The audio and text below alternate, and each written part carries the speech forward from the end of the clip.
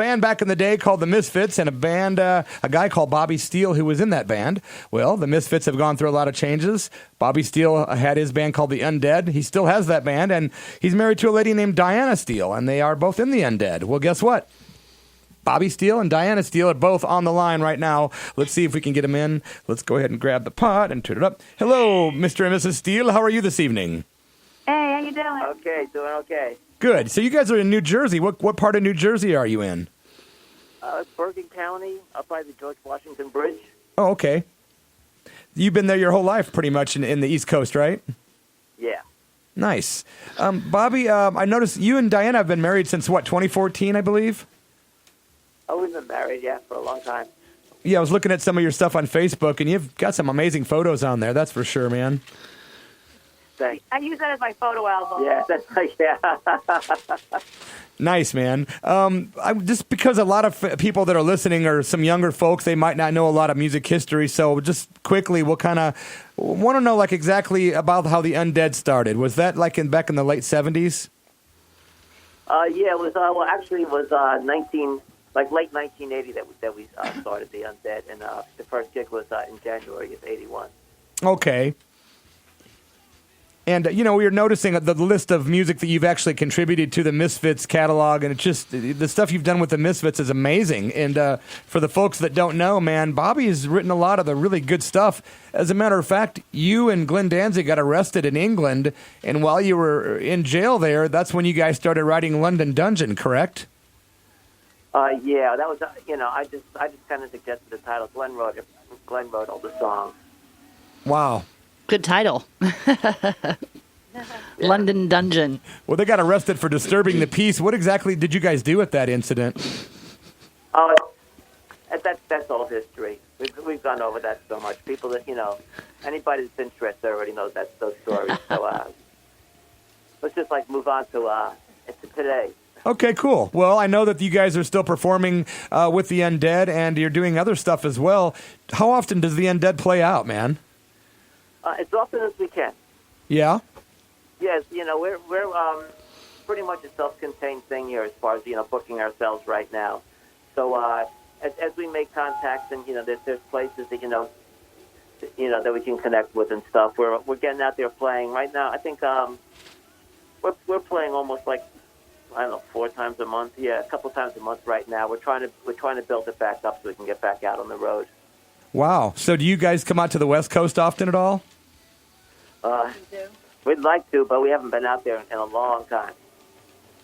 Yeah, because we'd love to see you out here in California, Oregon area. That's for sure. Well, if you got contacts for us, hook us up. Yeah, I definitely do. I could do that because I know people down in the Los Angeles area that would definitely be happy to book you guys, and we could do the same up here and kind of do a little tour perhaps sometime. That'd be great, yeah. Yeah, we'd love to see you. What about releases? I know that you've done a lot of different music releases over the years. What's the latest as far as the Undead and anything you guys might be recording or releasing for us? Okay, well, the most recent thing was in 2015 we released The More the Merrier, and then last January we released it on vinyl also. And currently we're working on an EP of basically a kind of a tribute to the surf music and beach movies of the 1960s, like the Frankie Annette movies and things like that. Nice. That's really cool. Yeah, that's the kind of stuff that seems sort of like it's coming back. A lot of folks really dig that late 50s, early 60s sound, it seems like, Yeah, it's a lot of fun. Fun music. Yeah, and Diana, in the Undead, I saw some photos. I haven't seen you guys play live, but I know you're playing, it looks like one of the, some kind of synthesizer or a keyboard that looks like a guitar sort of. You're playing it in that fashion. Yeah, it's actually a guitar. It's guitar. Okay. Well, that makes sense then. Yeah. I don't like being stuck behind the stand, so I just thought it'd be fun. I never tried it before, but it's fun. But he's been working on some other stuff, and he's been kind of helping me with some guitar songs, so I kind of do both now. Yeah, she's been adding a lot more guitar. On a new record, she's going to be doing mainly guitar work. Nice. So the guitar will take a back seat, or? Yeah, it's fun. I like it on the on London Dungeon and certain songs that have organ effects, but it's not really good with piano effects. Oh, okay. It's not as good. So I just like it for the organ. So. One of our listeners sent over a question because we've been promoting the show all week. The movie that came out years ago called American Hardcore about the music scene, they wanted to know why Bobby was silhouetted in the film. I think it's just bad lighting. Oh, was it? Okay. Yeah. I was like, I don't know if I should ask that, but it is kind of an interesting question. I was like, maybe there's something behind it, maybe not at all. I guess not. Yeah, no, it was just they just kind of like shot over to my apartment, and I guess because they weren't expecting the lighting in my apartment to be so bad, it was just kind of like really bad lighting. Kind of like here. Yeah. Right? Another listener sent over a question from somewhere in the West Coast. This is a weird one. I don't know if this is true or not, but did you meet John Lennon one time at the Mud Club and get drunk and puke on his feet? I would rather have been able to sit down and actually have a conversation. John Lennon was like a real hero of mine, and it's not, So it's true. It's like you finally get to meet somebody, and you kind of do something stupid like that, and then that's all people want to talk about. But I've never heard that before. John Lennon was my hero, and if I had been in a better state, I would have much rather had a conversation with him than what actually happened. Makes sense to me. I'm a George guy, but I love John a lot too. Oh, me too. I like George. Yeah, George is awesome. What about David Peel dying the other day, huh? Yeah, we just got the news this morning. I was kind of devastated because we've been following him. Like I've known David off and on over the years, and he was like a real icon of like the East Village and stuff. Yeah. So when we actually heard like last week we were doing a gig and somebody came in and told us that he had a really bad heart attack. So we were praying that he'd like recover, but unfortunately the bad news came in this morning to us.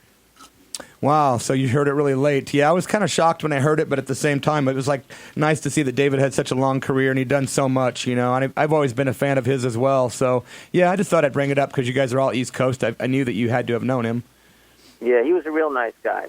He would talk to anybody. He was very personable, but, always, interested in people. So, Diana, how did you and Bobby meet, man? How'd that all start out? We actually, believe it or not, met at church. Did you really? Yeah, I walked in and I actually had a pet snake back in the day.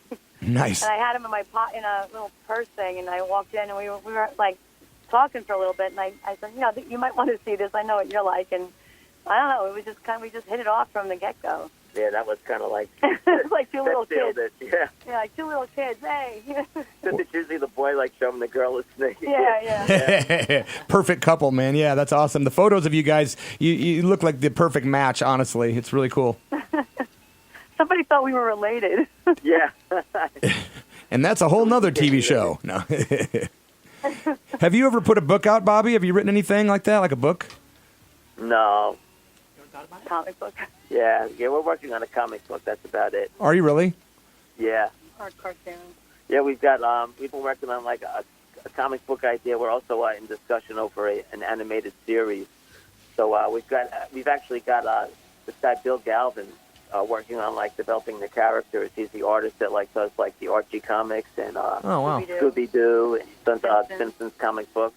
And I think I think he does Bob's Burgers also. Wow, interesting.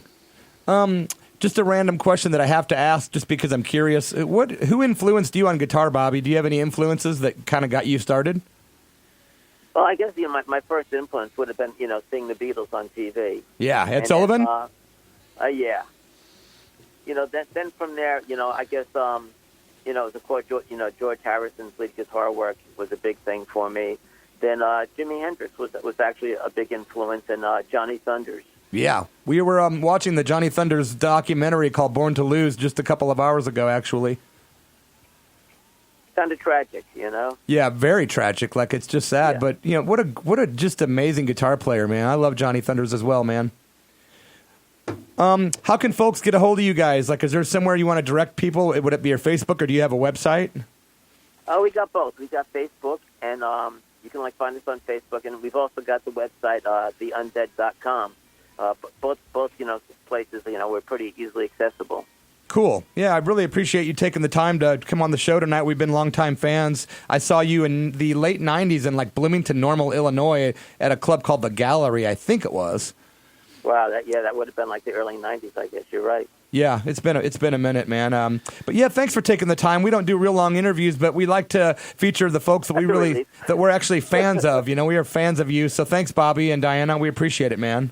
That's awesome, man. Just keep checking out, especially the website right now. We're going to be having updates on the new record and stuff. So okay, we might even be like running a Kickstarter, depending on if we can get a label to put it out, or if we're going to be doing it ourselves. And we're going to be shooting a video also. So just keep an eye on things on our website, and you can see how things are developing.